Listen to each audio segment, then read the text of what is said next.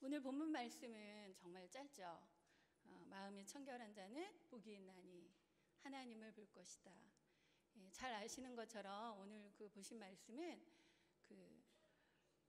어떤 사람이 복이 있나 뭐 이런 말씀을 쭉 사복음서에 적어 놓은 것인데, 오늘 우리가 읽은 말씀은 우리가 이 세상을 이렇게 살아가고 있지만 참 하나님을 보기에 그런 어려운 시대에 우리가 살고 있는 것 같습니다. 그래서 많은 그리스도인들이 하나님 없이 살고 있는 것 같아 보입니다. 하나님을 믿는다고 하면서도 그 하나님과 함께 하는 삶이 무엇인지를 잘 모르는 채 살아가고 있는 듯 합니다. 그래서 이런 시대에 하나님을 본다는 것이 과연 가능한 일인가 하는 물음이 내 안에 늘 있었습니다. 놀랍게도 주님은 오늘 말씀 가운데서 그 해답을 우리에게 주고 계신데요. 그런데 이 말씀이 좀 어려워서, 이 팔복의 말씀이잖아요. 팔복의 말씀 중에도 좀 어려워서 예수님이 이 말씀을 하신 당시의 상황을 좀 이해해야 할 것 같습니다. 당시 이스라엘은 바리새인들이라고 하는 사람들, 그들의 강압과 권위에 눌린 삶을 살았습니다. 바리새인들은 엄격한 율법책과 규율을 이스라엘 사람들에게 주어서 이스라엘 사람들의 삶을 짓누르고 있었습니다. 하나님이 율법을 주신 이유가 무엇입니까? 율법은 거울과 같은 기능을 해서 그 율법을 통해서 우리의 죄를 보고 또 우리의 무능함을 보고 그 율법을 통해서 하나님의 기준에 도달할 수 없는 우리를 보는 것입니다. 그래서 그 자신의 무능함을 보면서 하나님께 나아가는 것이 율법의 기능이었습니다. 그러나 이스라엘 사람들은 지키지 못할 율법 때문에 억눌린 삶, 짓눌린 삶을 살았고 죄책감과 근심 속에서 살았습니다. 더 큰 문제는 율법을 열심히 지키며 종교 생활을 하고 있으면서도 실질적으로는 하나님을 만나지 못하고 하나님을 보지 못하며 살고 있었다는 것입니다. 그 대표적인 예가 누구냐면 요한복음 3장에 나와 있는, 우리가 잘 알고 있는 니고데모라고 하는 사람입니다. 니고데모 하면 생각나시는 성경 구절 있으시죠? 니고데모는 바리새인이었어요. 그러나 그는 바리새인이었지만 그는 정말 정직한 사람이었고 당대 최고의 율법 선생이었습니다. 그러나 다른 사람들에게는 율법을 가르치는 선생이었지만 그 마음속에는 그가 어떻게 하나님 나라에 들어갈 수 있을까라는 염려로 늘 이렇게 마음이 무거웠어요.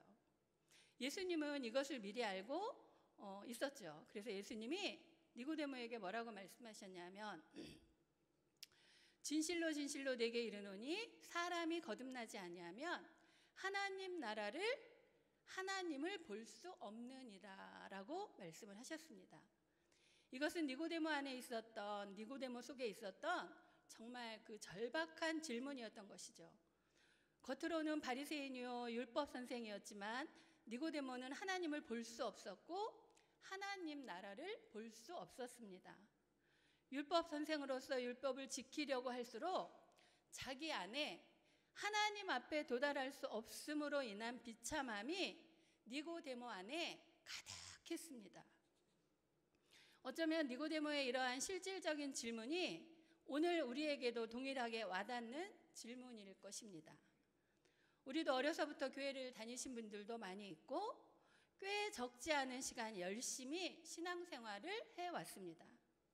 그래서 겉으로 보면은 꽤 그럴듯한데 우리 내면의 고민은 우리가 실제로는 하나님을 잘 볼 수 없다는 것이죠. 그러니 니고데모의 고민은 어쩌면 우리의 고민인지도 모르겠습니다. 이 고민은 오늘 예수님의 말씀을 듣기 위해서 마태복음 5장에서 모인 이 무리들에게서도 똑같이 있었습니다.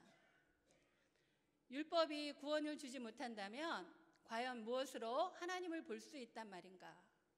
이거에 대해서 예수님은 놀랍게도 그 해답을 말씀하시는데 오늘 읽은 본문의 말씀, 마음이 청결한 자가 복이 있나니 그들이 하나님을 볼 수 있다라고 답하고 계십니다.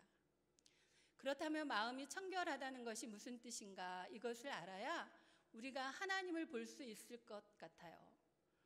마음의 청결함이 무엇인지를 먼저 알아야 하는데 성경은 이 마음이라고 하는 단어와 심장이라고 하는 단어를 같이 씁니다. 그러니까 마음이라고 하는 것은 생명과 직결되는 어떤 것이다라는 것이죠. 잘 아시겠지만 잠언 3장에 이런 말씀이 있습니다. 모든 지킬 만한 것 중에 내 마음을 지키라. 이는 생명의 근원이 이에서 남이니라 라고 말씀합니다. 그러니까 마음에서 생명의 근원이 난다라고 하는 말은 마음이 잘못되면 죽는다라는 말입니다. 정말 무서운 말이죠. 그런데 이것은 사실입니다. 우리가 우리의 마음을 잘 관리하지 않으면, 우리의 마음을 잘 다스리지 않으면 먼저 우리의 영혼이 죽고 다음에 우리의 육신이 죽습니다. 그러니까 마음이라고 하는 것은 인간의 지정의, 지성과 감성과 의지를 포함한 인간의 전 인격을 말하는 것이 바로 마음입니다. 그 사람 마음이 참 좋아 이렇게 말씀하시죠? 그 사람 참 훌륭해 이렇게 말씀하시잖아요. 이것은 그 사람의 모든 것을 말하는 것이죠. 마음이 청결해야 되는데 이 마음은 생명과 직결되는 우리의 전 인격을 이야기하는 것입니다.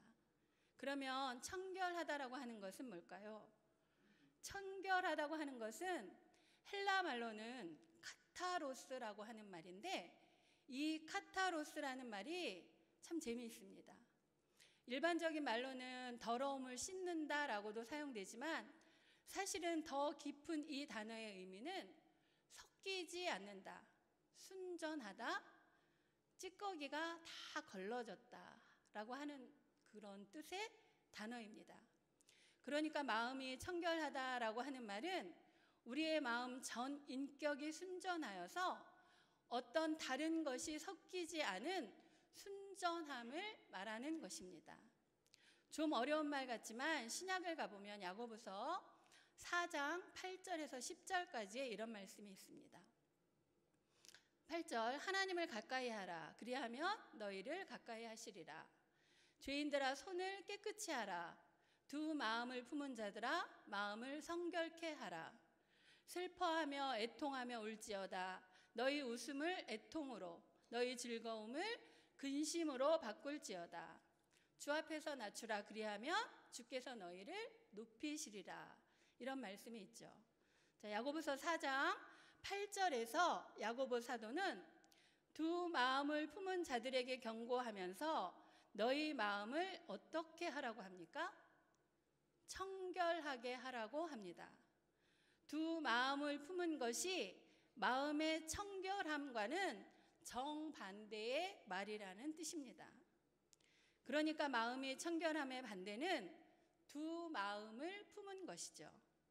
그래서 야고보 사도는 두 마음을 품은 자들에게 슬퍼하며 애통하라고 말합니다.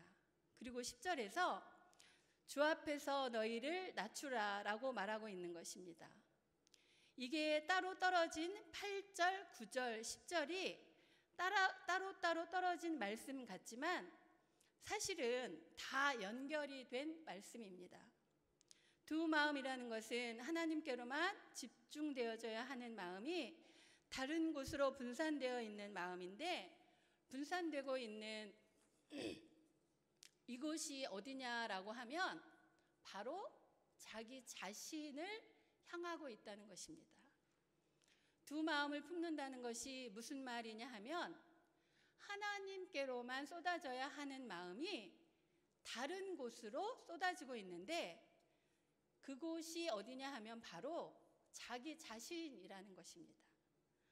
자기 자신에게 분산되고 있는 마음이 이것인데 이것을 교만이라고도 부릅니다. 마태복음 6장에 보시면 한 사람이 두 주인을 섬기지 못할 것이니 재물과 하나님을 겸하여 섬기지 못할 것이다 라고 말씀하셨는데, 여기서 이 재물이라고 하는 말이 우리가 돈으로 이해하기 쉽지만, 그리고 우리는 지금까지 재물로 알고 있었죠. 저도 그랬습니다. 헬라어로는 맘몬이라는 단어입니다. 맘몬은 뭔지 다 아시죠? 맘몬이라고 하는 단어는 돈을 의미하기도 하지만 자기 자신을 위한 신, 자기를 말하는 것입니다. 우리가 왜 실질적으로 열심히 신앙생활을 하는데 하나님을 경험하지 못하는가? 그 이유는 하나님을 찾는다라고 하면서도 우리 안에 두 마음이 있어서 우리 마음 속에 다른 것들이 여전히 남아있기 때문이다라는 것입니다. 여러분, 마태복음 21장 12절에 보면 주님이 성전에서 매매하는 자들을 내쫓으시고 성전에서 재물을 파는 자들의 상을 뒤집어 엎으셨습니다. 그러시면서 뭐라고 말씀하셨냐면, 내 집은 기도하는 집인데 너희가 강도의 소굴을 만들었다라고 말씀하셨는데, 예수님은 왜 이렇게까지 과격하게, 무섭게, 거칠게 말씀하셨는가? 그 이유가 뭘까요? 성전은 하나님을 만나는 곳인데 그곳에 다른 것이 있어서 다른 것, 좀 전에 말씀드린 그 맘몬, 자기 자신을 위한 것, 맘몬이 있어서 사람들이 정작 하나님을 볼 수 없게 되었다는 것이죠. 여기에 계신 우리 모두들, 지금 우리의 성전이 어디에 있다고 생각하십니까? 예수님께서 십자가에 죽으셨을 때에 성전의 지성소와 성소를 가로막는 휘장이 위로부터 찢어졌고 주의 성령이 오심으로 우리 마음이 하나님이 거하시는 지성소가 되었습니다. 그래서 우리 모두는 하나님의 성전인 것입니다. 그렇다면 오늘 성전된 우리 모두, 여러분들의 마음은 어떠십니까? 청결하게 되어서 주님이 거하실 만한 그런 처소가 되어 있습니까? 여러분들은 정말 순수한 동기로 하나님만을 사랑하고 계십니까? 저는 요즘 제 마음 가운데 다른 불순물들이 너무나 많음을 보고 깨닫게 되었습니다. 사역 가운데 하나님을 향한 마음도 분명히 있지만 그 마음과 동시에 저 자신을 추구하며 사역을 하면서 저 자신을 우상으로 섬기고 있는, 나의 편리를 먼저 요구하고 필요로 하는 그런 모습을 보게 되었습니다. 여러분들의 모습은 어떠십니까? 다시 하나님의 말씀을 보시겠습니다. 마태복음 6장 16절에서 18절까지의 이런 말씀이 있습니다. 금식할 때 너희는 외식하는 자들과 같이 슬픈 기색을 내지 말라. 저희는 금식하는 것을 사람에게 보이려고 얼굴을 흉하게 하느니라. 내가 진실로 너희에게 이르노니 저희는 자기 상을 이미 받았느니라. 너는 금식할 때에 머리에 기름을 바르고 얼굴을 씻으라. 이는 금식하는 자로 사람에게 보이지 않고 오직 은밀한 중에 계신 내 아버지께 보이게 하려 함이라. 은밀한 중에 보시는 내 아버지께서 갚으시리라. 여기서 은밀한 중에 하나님께서 보신다고 말씀하고 있습니다. 오늘 금식할 때에 오히려 머리에 기름을 바르라고 말하고 있습니다. 얼굴을 흉하게 하고서 금식하고 있는 나를 인정해 달라고 사람들에게 그렇게 하지 말라는 것입니까? 그러니까 하나님의 일을 하면서 하나님과 하나님의 일을 하는 나 자신을 겸하여 섬기지 말라는 것입니다. 그러면 하나님을 본다라는 것은 어떤 것일까요? 사역을 하면서도 또 우리 성도들과 우리 교회에서 섬기시는 모든 자들 섬기는 일을 하면서 우리는 하나님을 보아야 하는데 내가 주인이 되면 그런 하나님을 볼 수 없다는 것입니다.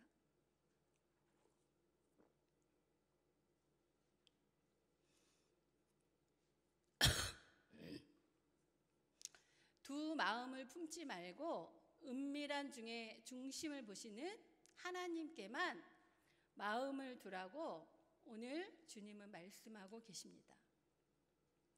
하나님께서는 자기 자신에 대한 사랑을 가지지 못하도록 그 사람의 인생과 그 사람의 육체를 쳐서 망가뜨려 가시는 작업을 하시기도 합니다. 이것을 통해서 자기 자신에 대한 사랑과 신뢰를 차근차근 포기하게 하시는 것입니다. 의사가 한 환자를 살리기 위해서 때로는 배를 갈라야 할 때도 있습니다. 칼로 말이죠. 칼로. 그래야만 배 안에 있는 암덩어리들을 제거할 수 있기 때문입니다. 하나님도 마찬가지의 심정으로 우리를 향하여 이렇게 일하십니다. 원망하면서 왜 내게 이런 상황을 허락하셨냐고, 왜 내게 이런 삶을 주셨냐고 막 소리도 지르고 원망할 때 하나님은 마치 그 의사처럼 묵묵히 그냥 우리를 향한 그 일들, 우리를 고치시는 일들을 하시는 분이시더라고요. 왜요? 하나님은 우리를 영혼의 관점에서 우리 인생을 보고 계시기 때문입니다. 때로는 이 일이 이 세상에서 우리를 너무 괴롭게 하기도 하고, 하나님은 하지만 우리를 너무 괴롭게 하고 정말 이 세상에서 살고 싶지 않은 마음도 일게 하지만, 하나님은 이 세상이 잠깐이라는 것을 너무 잘 아시기 때문에 그 고난을 통하여 그 사람이 이 세상에 완전히 푹 빠져서 살지 않도록 주님이 막으시는 것입니다. 그리고 나에 대한, 나 자신에 대한, 이 세상에 대한 우리의 집착과 사랑을 하나님이 하나하나 끊어가시는 것이죠. 그 과정은 정말 힘듭니다. 너무 마음이 아프고 슬프고 때로는 하나님이 너무 잔인해 보이기도 하고 하나님이 안 계신 것 같기도 합니다. 그 하나님이 우리에 대해서 폭력을 행사하시는 것 같지만, 그러나 그렇게 하지 않으면 우리는 이 세상이 좋다고, 이 세상에 푹 빠져 사는 존재라는 것을 우리 하나님은 너무 잘 아시기 때문에 그렇게 하시는 것입니다. 그래서 때로는 우리 자신에 대해서 실망하게 만들고, 하나님이 우리가 얼마나 연약한 존재인지, 얼마나 우리가 별로인지를 우리 자신에게 들키게 하십니다. 우리 자신에게만 들키게 하시면 그건 정말 괜찮죠. 근데 하나님은 더 비참한 상황으로 우리를 몰아가시는데, 다른 사람에게도 내가 정말 별 볼 일 없는 사람이라는 것을 보게 하십니다. 이것이 정말 힘드시죠. 자존심이 상하다고 말하죠. 부끄럽다고도 말하고 다시는 거기에 가고 싶지 않다고 말하죠.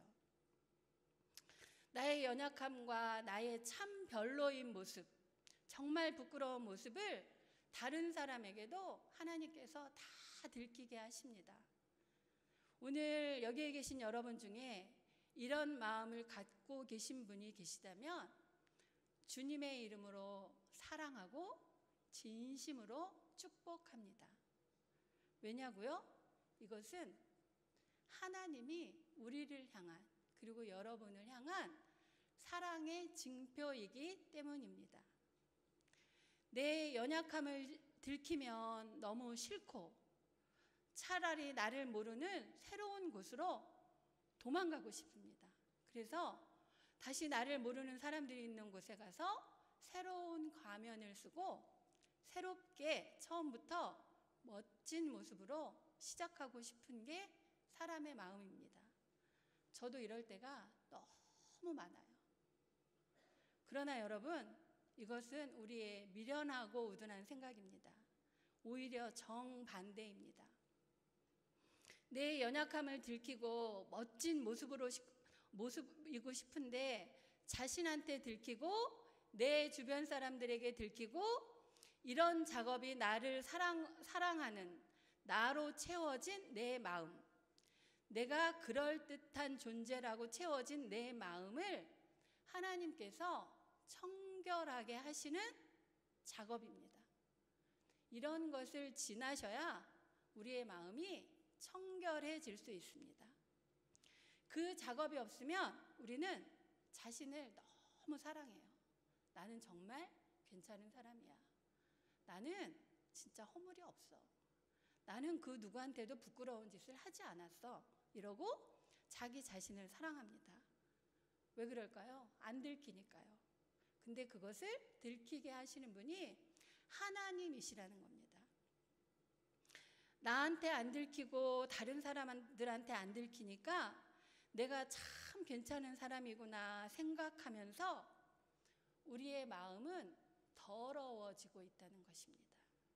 그런 것에 속지 마시고 나의 부족함과 나의 창피함과 나의 정말 모질한 모습이 드러났으면 하나님 앞에 감사하시기 바랍니다. 그러니까 주님이 비참해 보이는 작업으로 우리가 그렇게 괜찮은 존재가 아니라는 것을 들키게 하시고 자꾸만 드러나게 하셔서 우리 마음을 어떻게 하시냐 하면 정금보다도 더 맑게 깨끗하게 하신다는 것입니다. 따라서 마음의 청결함이라는 것은 두 마음을 품은 자들에게 찾아오셔서 어느 날 밤 마치 야곱에게 야복강에 찾아오신 것처럼 어느 날 찾아오셔서 하나님의 은혜만을 의지하도록 바꾸신다는 것입니다. 이것이 하나님의 작업인 것입니다. 그래서 마음이 청결한 자의 삶은 심령이 가난하고 마음이 청결한 자의 삶은 늘 애통하는 삶인 것입니다. 왜냐하면 때로 우리의 삶이 망가지는 것을 경험하는 삶이기 때문입니다. 그러나 이 처절해 보이는 하나님의 작업을 통하여서 서서히 그 사람이 아주 미세하게 서서히 하나님을 보기 시작한다라는 것입니다. 내 연약함을 들키면 들킬수록 내 별로인 모습에 실망하면 실망할수록 서서히 눈을 들어 하나님을 보기 시작하더라는 것입니다. 이것은 저의 간증이기도 합니다.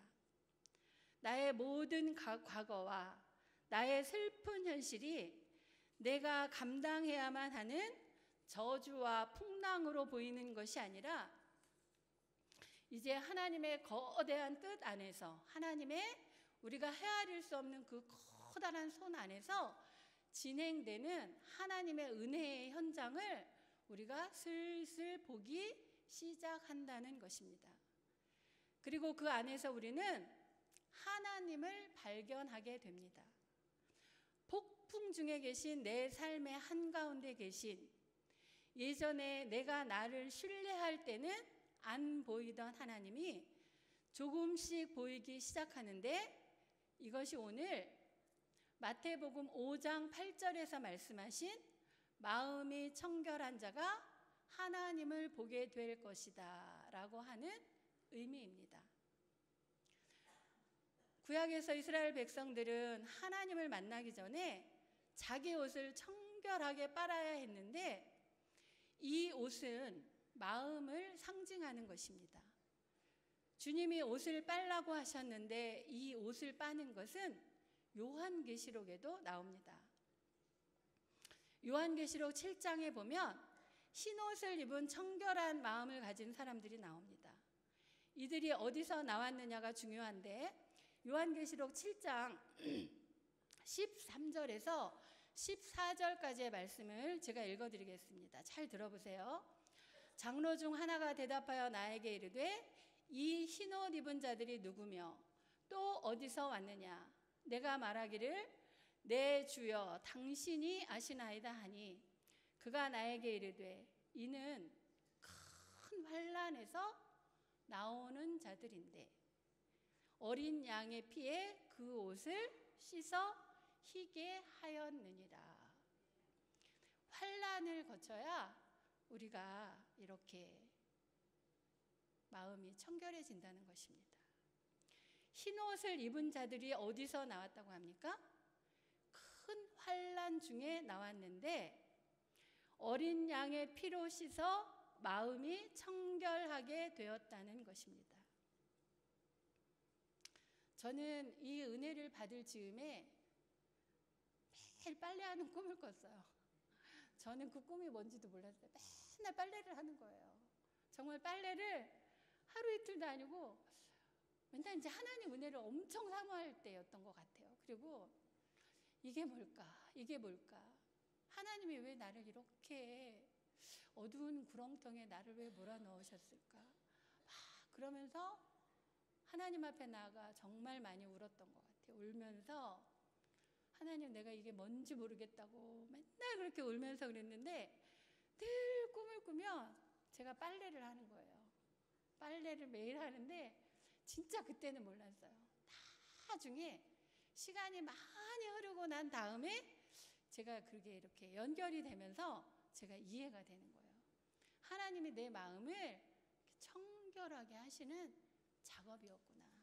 그 작업 속에 내가 그렇게 고통스러워했구나라는 것을 다 지난 다음에 하나님의 말씀을 읽으며 하나님의 말씀을 들으며 제가 제 삶을 이렇게 돌아볼 수 있었습니다. 여러분, 우리의 마음을 청결하게 하는 것은 예수 그리스도의 피밖에 없다라는 것은 다 알고 계시죠? 다른 것으로는 우리의 마음을 씻을 수가 없습니다. 바리새인들은 자신들의 무기력함을 인정하지 않았습니다. 행위로 깨끗해질 수 있다라고 믿었습니다. 그래서 주님이 이들을 향하여 너희는 꼭 회칠한 무덤 같다라고 말씀하셨습니다. 겉으로는 깨끗해 보이는데 마음은 더럽다는 것이죠. 사랑하는 여러분, 우리는 은혜가 아니면 우리의 마음은 청결해질 수가 없습니다. 우리가 해보자, 마음을 청결하게 해보자 한다고 이거는 할 수 있는 일이 아닙니다. 따라서 마음이 청결한 자는 어떤 사람들인가 하면 내가 주님 이 정도로 깨끗해요. 내가 이 정도로 깨끗하게 하기 위해서 열심히 했습니다. 이렇게 자랑하는 자는 없습니다. 자기 안에 지저분하고 자기 안에 너덜너덜해진 심령을 가지고 하나님 앞에 엎드려서 하나님의 은혜 외에는 소망이 없다라고 고백하는 사람들이 심령이 깨끗해지는 자들입니다. 그런 사람이 마음이 청결한 사람들인 것입니다.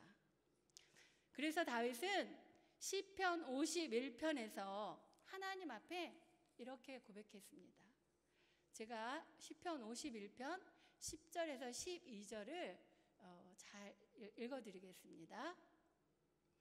하나님이여 내 속에 정한 마음을 창조하시고 내 안에 정직한 영을 새롭게 하소서. 나를 주 앞에서 쫓아내지 마시며 주의 성신을 내게서 거두지 마소서. 주의 구원의 즐거움을 내게 회복시키시고 자원하는 심령을 주사 나를 붙드소서. 다윗은 이러한 고백을 하나님 앞에 여러 번 했습니다. 다윗은 자기가 자기의 마음을 정결하게 할 수 없다는 것을 알았기 때문에 하나님의 영이 자기의 영을 새롭게 해 주시기를 그렇게 하나님 앞에 바라며 울었던 것입니다. 오늘 주님은 마음이 청결한 자가 하나님을 볼 것이다. 마음이 청결한 자만이 하나님을 보게 될 것이다 라고 말씀하십니다. 우리의 삶을 수술하시는 주님의 은혜가 아니면 우리는 마음의 청결함을 얻을 수가 없습니다. 은혜가 아니면 우리는 두 마음을 품을 수밖에 없고 자기를 섬길 수밖에 없습니다. 이것이 모든 인간의 본성입니다. 그래서 오늘도 우리에게는 은혜가 필요한 것입니다. 때로는 우리들의 삶 가운데 고난이 찾아오고 우리 무능함에 대해서 지칠 때가 너무나 많이 있습니다. 그러나 그 모든 삶이 하나님의 우리를 회복시키시는, 우리 삶을 만들어 가시는 그 은혜 안에 있음을 고백하면서 그 수술 끝날 때까지 잘 견디시고 버티시기 바랍니다. 그 시간들을 가지고 하나님에게만 여러분 또 나의 우리 모두의 마음을 쏟아내는 법을 우리가 배우기를 원합니다. 그때 여러분은 그 풍랑 중에 계신 하나님을 발견하게 될 것입니다. 우리 모두는 마음이 청결한 자가 되어 우리 인생의 가장 큰 복인 하나님을 보게 되는 놀라운 복을 받게 될 것입니다. 이 은혜를 사모하시면서 날마다 우리 삶 가운데 계신 하나님을 보는 것이 우리 삶의 가장 큰 행복이라 여기시며 누리시며 살아가는 삶 되시기를 간절히 바라면서 오늘 이 말씀을 준비해서 전해드렸습니다.